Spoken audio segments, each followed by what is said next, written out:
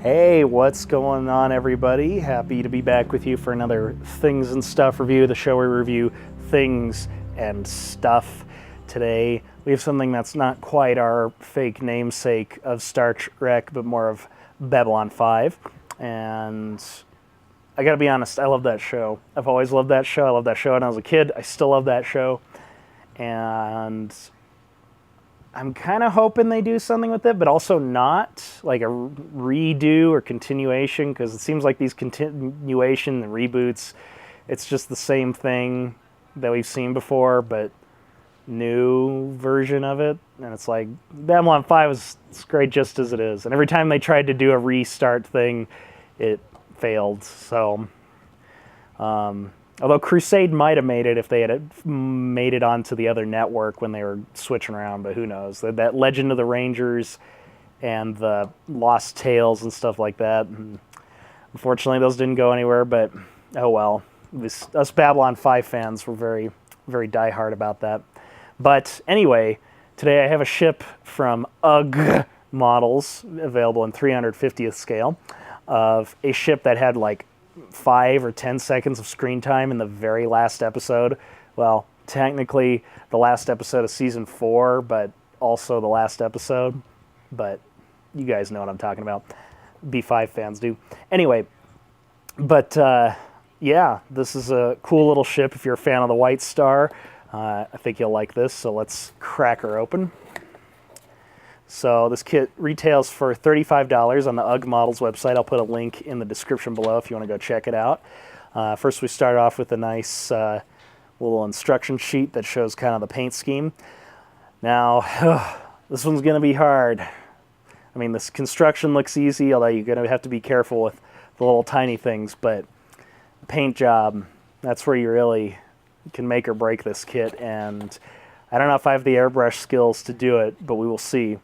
Because those Minbari paint schemes, well, I mean, really, any of those ships, the Narn ships, the Vorlon ships, any of the Minbari ships, even the Earth Force ships, I mean, they had that kind of Aztec paneling thing going on. So all those ships were always so detailed and textured because they could do anything in computers back then. And now it's even more insane. So doing these kind of paint jobs is going to be challenging, to say the least. I'd say it's a lot of liquid mask is going to be your best friend trying to make this, so it will be very interesting to see what I or other people come up with.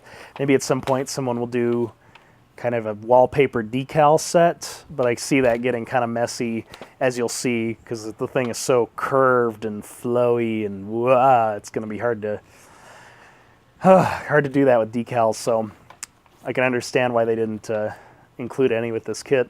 But we've got a very easy, simple construction guide.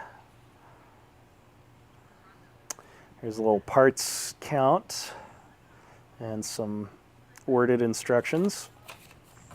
And I have had a look through this guy, so everything was nicely packaged in a nice bubble wrap thing. Start off with the base. We have a very nice Babylon 5 symbol base. Very wonderfully nicely detailed. So that'll be cool. Let's check this guy out. Now, God, I hope I don't break this thing. It is so... I mean, it's not really... I mean, it is resin, but, I mean, it's so detailed and so kind of small that it has a lot of stuff. So there's kind of the big upper wing. There's no surface detail. It's all completely flat, which I see when they do that on stuff, like on Babylon 5 ships, and it just looks weird. It looks like too textured. It looks like that texture paint, and they never really like that. They're smooth, and then the ship is textured, except for the shadow ships, I guess, because they had that weird thing going on, but... all the others, you know, you look at them. If you look at, I think on one of the Facebook pages, Babylon 5 behind the scenes, they actually show the real 3D filming models, and I think they show some of them, you know, naked without any of the textures, and you can see they're just perfectly smooth. So very nice keyhole system there, and same back here for the big fins. Here's the main hull, if you want to call it that. Only a little detail on there. We got our cockpit windows and the keyhole system up there. Very nice smooth bottom. There's a little stand hole peg they put in there for you. This piece, I mean, it's so thin, it just needs a little bit of heat, hot water, and I think that'll straighten out just fine. Now I have to look on the, I don't know if it shows it on here. You can kind of see it. I don't know if this little tail here is supposed to just stick out straight or if it actually attaches, like is glued to the underside of the hull, so I'll have to look that up. Can start to put her together here. This is kind of cool too. These two spikes on the front, they just slide into those spots and then boop. So, well, or I'll drop it, whatever. So you gotta get that. Start putting them together there. Maybe, there we go. And what do we got next? Now we have the bottom crossbar, or whatever you want to call it. Smooth detail. And this doesn't actually attach to the hull anywhere. It's going to attach to the little weapons pods on the sides. What do we got next? We got a little... Here are the wings. It's a little bit of a pore spout on the end of each of them, but filing will, and some sandpaper will take that right off. Very smooth, no pits or bubbles or weird like mold stuff. You know when like a mold's getting old and they have that weird texture you get on afterwards, like stuff's like sticking up. I don't know how to explain it, but none of that going on. Let's see if I can get this guy in here. Those just slot in. This thing's like a Lego. Just fits right together. I got that. And then the parts that I'll have to slap myself in the face if I break, because they are tiny, tiny, tiny little veins on the back of these gun port cannon things. Wings, whatever, engines. Little engine detail in there. Minbari, Vorlon, Earth combo tech. And little open things for that. There'll be pieces that go in there. I don't know. That might be as much building as we can do. The longer spike goes on the top. So I'm just going to... Oh, we're not even in frame. There you go, ship. Just, we'll just pretend. There you go.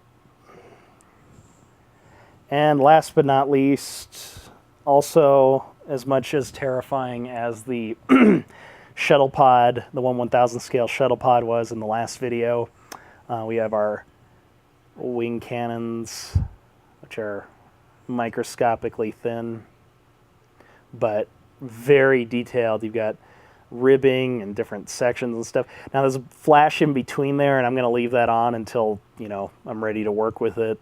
Maybe even glue it on first, then cut it out, and then paint it just because, or something, just because I don't want to risk, you know, breaking off this very microscopic, tiny, tiny cannon thingy on the bottom.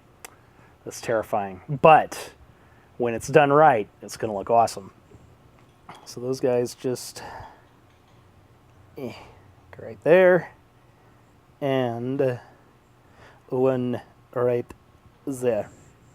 So yeah, I wonder if maybe I just rotate the camera. So sorry for seasickness. There you go.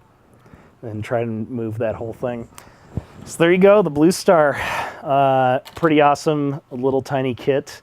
I mean, it's decent size. What are we at? I don't know, 6-something inches, I guess. Maybe I should have put it better on the grid, but oh well. So it'll make a decent little display. I think the challenge definitely is going to be the painting on this guy, just because there's just so much cool. And even when you look, because I went and looked at some screen caps, and we'll throw some up here for you. Even the one they had on the show is even more like textured. It almost looks kind of like somebody took one of those sponges and kind of decorated it. So, but still with like a pattern there. So it's definitely going to be a interesting, challenging kit. but also a challenge for your dexterity, that's for sure, and careful movement, picking all your movements very precisely so you don't break anything off. But I mean, once it's done and you've got all that, it's going to look spectacular. So I definitely recommend this kit. Maybe not to beginners, unless, I mean, the only thing I'd like I said, these small parts, the paint scheme. But if you're definitely a Babylon 5 fan, you kind of need this ship, because I mean, it was Sheridan's last chariot before he passed beyond the rim with good old Lorien there. So, but very cool little ship, tough little ship. So anyway, that's about it. Like I said, links in the description below. You should go check them out. I'll put a link also for their Facebook page, so you can check them out. That's where they post a lot of updates on the projects they're working on. They got some really cool stuff coming down the line, trust me. We're talking, they've shown it on the Facebook page, Phase 2 Enterprise 1/1000 scale. So get excited about that. That's coming. We're finally getting a real Phase 2 kit. It is so cool what they've posted so far. So go check that out. Other projects running down the line, they got stuff from Star Trek, Babylon 5, the Honorverse, I think it's called, Starfleet Museum, that non-canon but kind of cooler prequel stuff. So they're going to make with that Yorktown, that big carrier thing from the Starfleet Museum. That's going to be sweet, with little tiny patrol frigate things. It's going to be awesome. So anyway, go check them out. Check out our Facebook page, Starchwreck Models and Props and all that stuff. Subscribe, blah, blah, blah. You know that crap you hear at the end of a YouTube video. So cool. And I can't think of a good Babylon 5 quote, but we'll pretend I said it. So yeah.